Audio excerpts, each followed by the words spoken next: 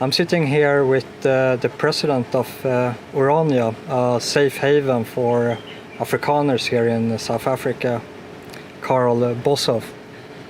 Nice of you to welcome us here. Yeah, thank you, Ines. We are privileged to have you here as a guest of Orania. We are glad that you took the time and the effort over a long distance to come and see what a relatively small number of people are doing, hopefully in a way that makes sense and opens up possibilities. Could you just, before we start the interview, just talk us through how Orania came to be? Yes, Orania was established as an Afrikaner haven, as you rightly said, in 1991. By that time, it was already obvious to our leadership that minority government in South Africa was unsustainable. And we, as conservative Afrikaners, contrary to what some people might expect, was not trying to continue minority government, but we were neither, on the other hand, willing to give up the determination over our own affairs to a majority government that excluded or would exclude us and our interests. So already for some years, close to a decade before that, we have been discussing this concept of establishing a region, a part of South Africa, in which the Afrikaners could be the dominant population looking after themselves. So it's not about ruling over blacks? Absolutely not. It is the exact opposite of ruling over black people or whoever. It's a matter of ruling over ourselves, looking after ourselves, our own material interests, education, safety, all those kinds of things that really matter to people in their daily lives, and terrains on which cultural differences and diversity plays out in such a way that one could easily feel estranged from your living environment. And that is exactly what's happening at the moment in the rest of South Africa. We are an answer to that. And how have the population growth been since you started this in 1991? Well, we started on a zero basis. We bought what was left of a town established some 30 years earlier by the Department of Water Affairs. You can see we sit on the banks of the Orange River. During the 1960s, the South African government had a very ambitious developmental project for the Orange River, being the biggest river in South Africa. Big dams and canals constructed, and this was one of the construction towns, which was in disuse, not needed anymore because the construction phase was over, and put on public tender. So we bought it from the Department of Water Affairs on public tender without inhabitants. And we started with zero, and we've grown over the past, 27 years. We've grown to a population of 1,500 people approximately, which may not seem so many. Of course, it's a small number, but it represents the establishment of a total community with its economic and infrastructural basis, and which have never in 1 year grown smaller. Some years we've grown less than other years, but constant growth over close to 30 years already. I find it very interesting that you actually started quite literally on zero, and I think I see that to be representative in your flag with this little boy shoveling up the arms, get ready to work. It's a wonderful symbol that comes quite a time in Afrikaner thinking, this idea of rolling up your sleeves, making ready, making a plan, doing what's there to be done. So we slot into that, especially with regard to the political and broader social dimensions of the question of labour. It has been a labour and politicised labour that brought about much of the changes in South Africa in the end of the old establishment. And it has been the relationship between white employers and black employees that has fed the stereotype of Afrikaners being a kind of colonialist settler community. Whilst on the other hand, we argue that we are an indigenous community which may have employed such lifestyles as has been depicted, but which fundamentally are not based on a sort of colonial way of life, and that is what we do in Warania. That's what we practice in Warania. By doing our own work in ways that could not possibly be too strange for people from where you come from, but by doing our own work very different from white people elsewhere in Africa, we make that point, and we build our economy not on the labor of anybody else than the community itself. When you come with critique against the society and the political development in Sweden at least, one counter argument that you hear from the left is leave if you don't like it. And that is quite literally what you have done. You have left society and you've started an own society. But do the left leave you alone here in this country? To a great extent, yes. We are not harassed too much by the left for different reasons. I think firstly because we really put our money where our mouths are, as they say. We practice what we preach, and in that sense sort of show the seriousness of what we are committed to. But there's also the factor of distance. We are far off from the biggest concentrations in South Africa. Gauteng is on its closest, say, 600 kilometers from where we are now. So looking in the South African context as at a region with immense possibilities for future development, and of that the river is the feeding source. Looking at this area, which is at the same time developmentally full of potential and very sparsely populated, a very small population in this area, put us in a special position where we are left alone to a big extent.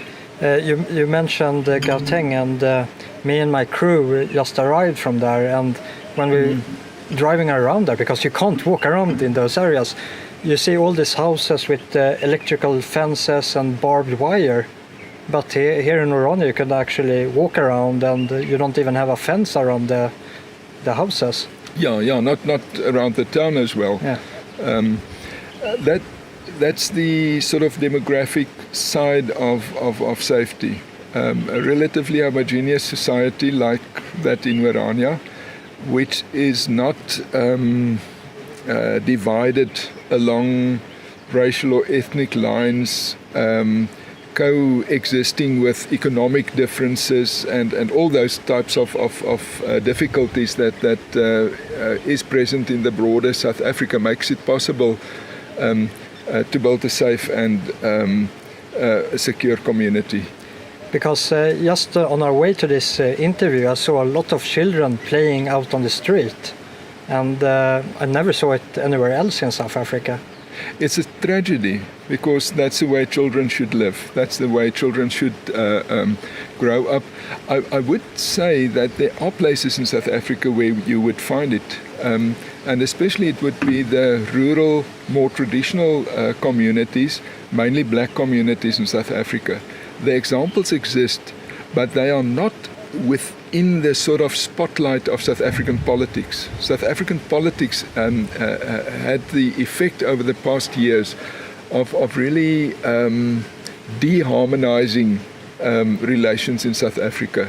So also in that sense, we try to bring an alternative into the discourse, the political social discourse in South Africa. to say when you respect culture and you respect people's choices for how and what they do, then you could come closer to the kind of modus vivendi that makes it possible for people to live peacefully together. And I was actually quite surprised by that, to see all these children as well, because me, myself and others I've spoken to has this prejudice about Urania that you're an old society, a dying breed, it's an elephant cemetery where old people go to die in peace. Well, that's just a misconception, because people don't know, and because many people talk about Urania without ever verifying what's going on. We have a relatively young population, younger than any of the towns around us. We are a sort of new start for many young families. Yeah. There are different forces in South Africa that pushes out people from where they have been previously, but mostly economic forces, mostly the effect of so-called affirmative action or black economic empowerment. Those things makes it practically difficult, if not impossible, for even well-qualified young Afrikaans people to enter into the economy and the labor market and to do what they do best. And Urania affords them those possibilities. And that's also interesting because if I understood it correctly, Urania is partially a business, it's a company. That's quite a complex issue, exactly what Urania is. But yeah, from one perspective, it's a company that bought land and developed it. And why do the political system with this affirmative action and black economic empowerment leave you alone?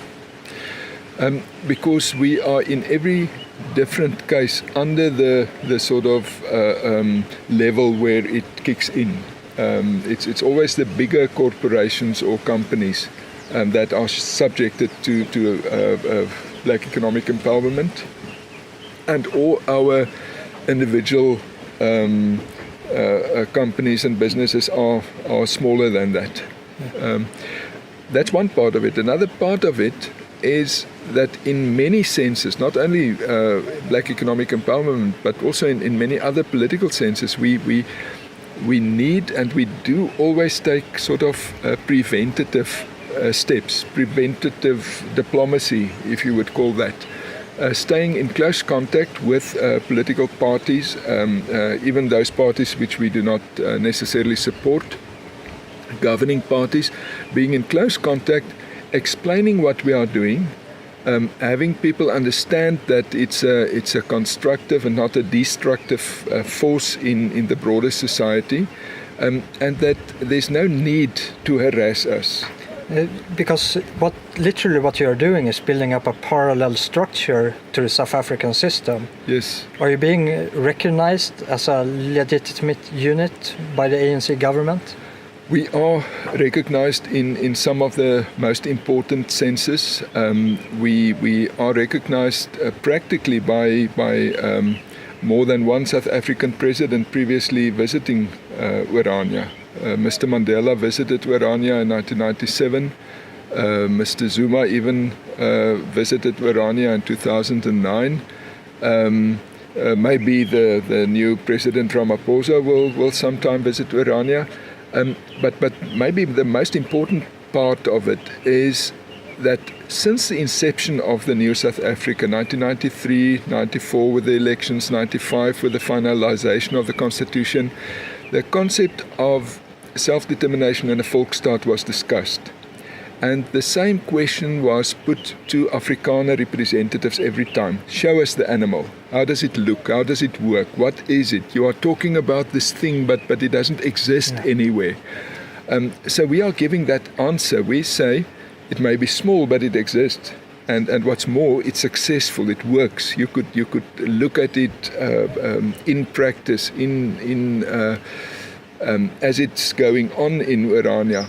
And that gives effect to a constitutional section that refers to self-determination. There's a section in the South African Constitution that says the right to the self-determination of the whole South Africa or the South African nation does not exclude the right of a cultural community like Orania to exercise self-determination in its own right. So it's in their grasp of possibility to achieve some kind of autonomous self-determination. It could definitely, and we work on that premise that it could be taken much further than we have taken it already. Yeah. As long as it is supported by the people affected by it. Of course, it's not something that could be forced down on people who don't want it or are not interested. But as long as it is something that people do and build out for themselves, it has been recognized, and we trust that we will keep up the kind of relationship and power balance to have it recognized in future as well. In a practical sense, how high degree of self-determination have you already reached? Or if I rephrase it, yeah. How much do you depend on the ANC government? In certain senses, we are quite self-sufficient on all the typical municipal kinds of services. We are self-sufficient. We extract our own water for living and for agriculture from the river. We have our own waterworks where it's purified and redistributed to households. We buy electricity from the national network, but we also develop some of our own, which is integrated into the system. We look after our own infrastructure in terms of roads and public services or public buildings and so on. But we do go further.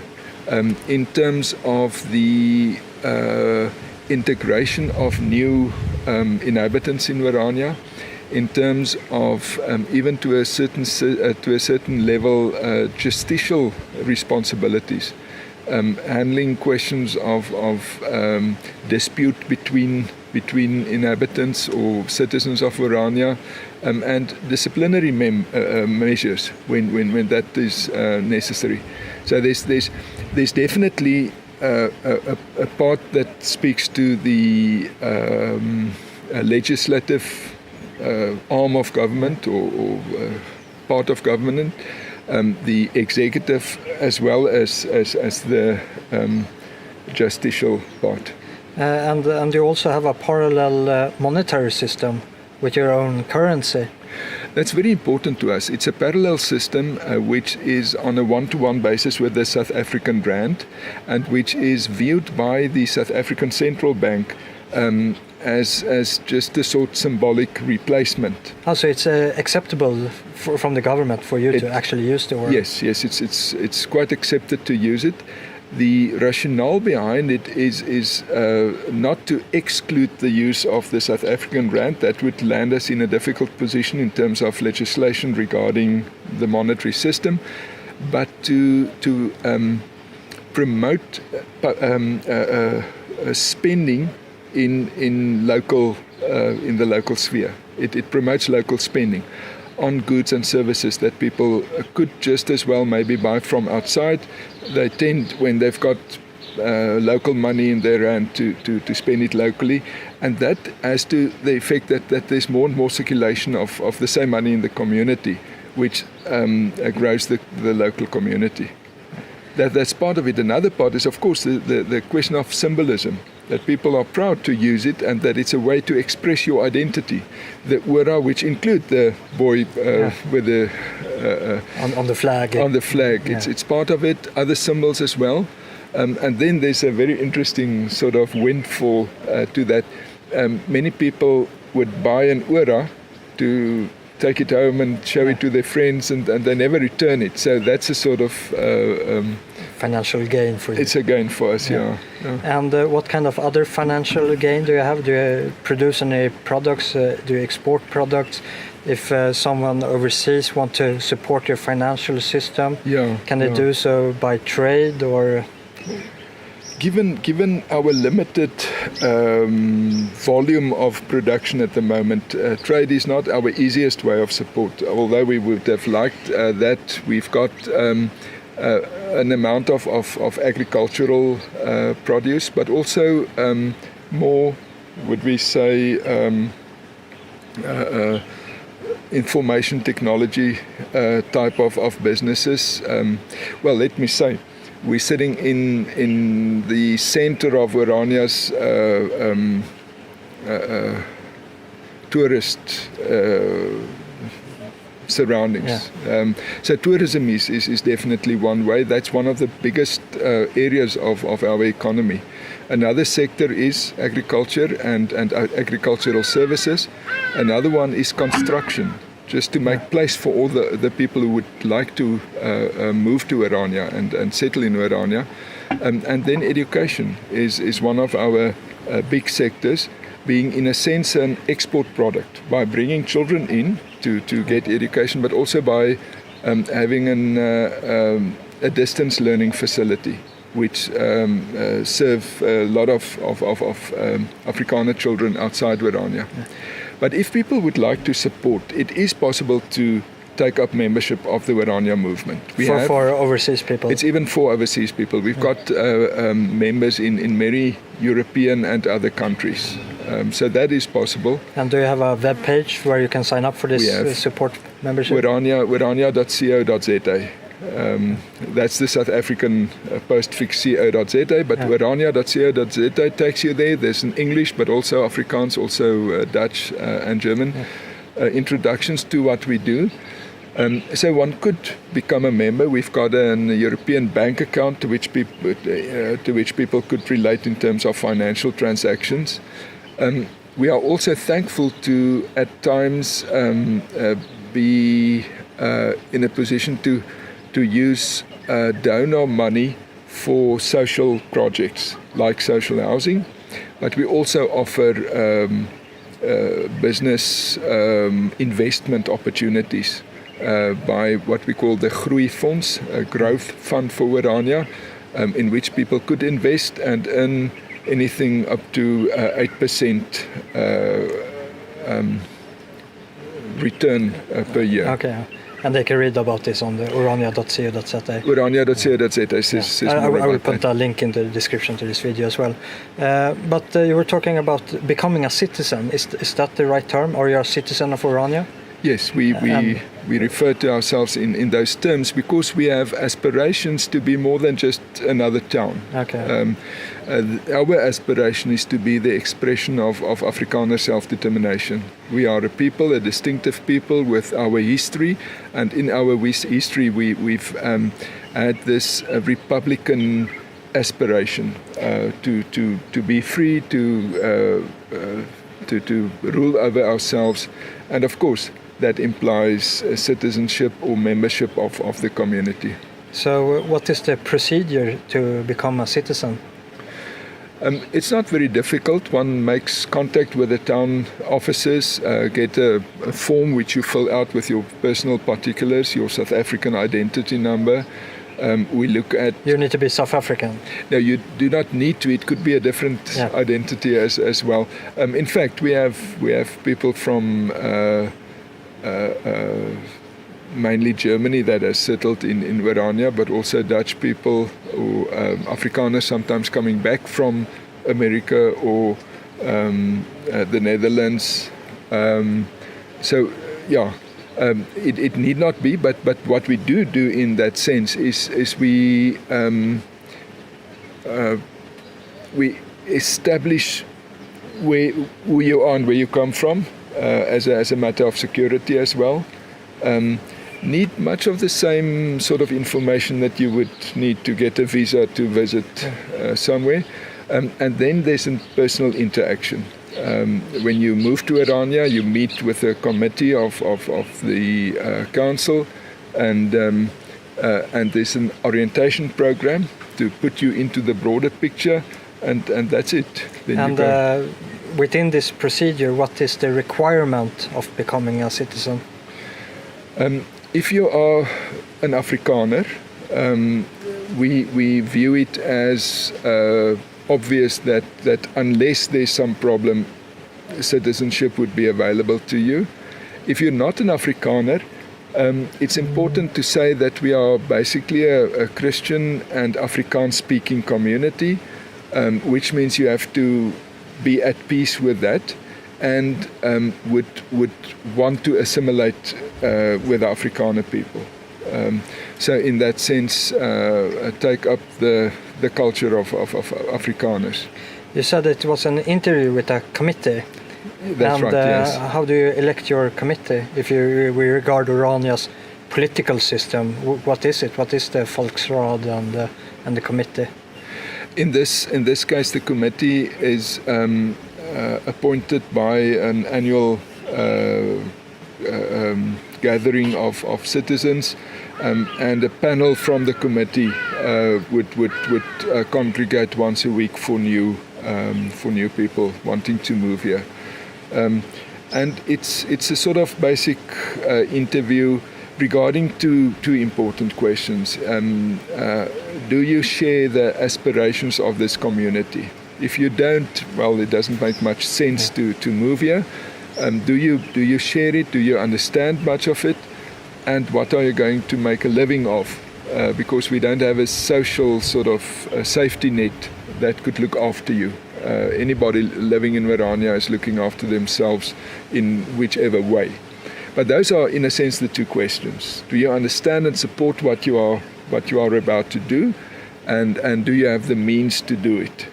And from there on, it's to a great extent what you would call it's an intentional community. To share the intention is to gain access. Yeah. And do you have your own tax system, or how do you finance the more the common project that you were talking about? That's very important. We have an internal tax system, but it's quite limited because the national taxes, which is not in under our control, unfortunately, is quite heavy. So somebody with a worthwhile income would pay up to, say, 40% of income to the South African government, and that's a net exchange lost. to that, you get nothing. Yeah. That's much of a loss. Then we have a local system in which we do gather some funds to fund some of the developments, and we also have supporters from outside Orania itself, either individually or by way of organised support, help some of these developments taking place. Yeah. In that sense, it's very important for us that Orania is not an isolated thing only for those citizens living in Orania already. It's a vision for the Afrikaner people. It's a vision that should not house 1,500 people, but rather 10 times that, in, of course, a bigger territory than the present one as well. Right. And where do you see Orania in the next coming 10 years? What role will it play in the future of the Afrikaner community as a whole? What I've learned about periods like 10 years is things tend to happen slower than you would like them to happen. But I think over 10 years, a population of twice what we are today, maybe even more. That depends very much on the political developments elsewhere in South Africa. It may be that developments are such that we are, taking up great numbers of people who are in need of. What is the limiting factor right now? Because as I understood it, you have a queue already for people that want to come here. It's a matter of housing. It's a matter of housing and developing the capacity to build enough houses quickly enough. For example, we've established a technical college for the building industry to recruit and to empower people to enter that sector, construction. so that's the main part of it. I think Orania has become and will even more so become a symbolic reference point and center for Afrikaners. Even now, very often when people visit South Africa and they are looking for the Afrikaners, they end up in Orania. Yeah. Not because we are so many here, but because this is an Afrikaner place. There may be more Afrikaners in Cape Town or Pretoria or Johannesburg, but they don't dominate the surroundings. Neither the schools nor the community nor the streets or the public spaces are Afrikaner places. So in that sense, Orania will become more and more of a symbolic center, and as it becomes a symbolic center, it will also become a physical center with some things like a university campus in Orania, more and more educational opportunities, and more jobs in terms of what they call the fourth industrial revolution, more and more IT jobs in Orania. Yeah. Could we see your currency, the Ora, as a cryptocurrency in the future? Long before 10 years has passed, we hope that before this year ends, we are in a second testing phase of a cryptocurrency, the Ora as cryptocurrency, and we see forward to implement it in the following months, with a very important difference from many other cryptocurrencies, namely that it's a real currency used for real transactions and not for speculation on an abstract level as some cryptocurrencies are. It's a real useful currency that would be handled by infotech and not only physically. I'm really looking forward to buy some Ora cryptocurrency. Yeah. Thank you very much for having us here, and I really want to encourage everyone to go into orania.co.za and support this town, because it's absolutely amazing. I'm stunned about it, and I got my prejudice shut down that it was an all-dying town. They have free schools, there's children all over the place, and it's full of life, and it actually gives hope to this country. So you're definitely right. It's a strong symbolic action, and you're doing a great job. Thank you, because we need friends to do more of what we are doing now. All right. So.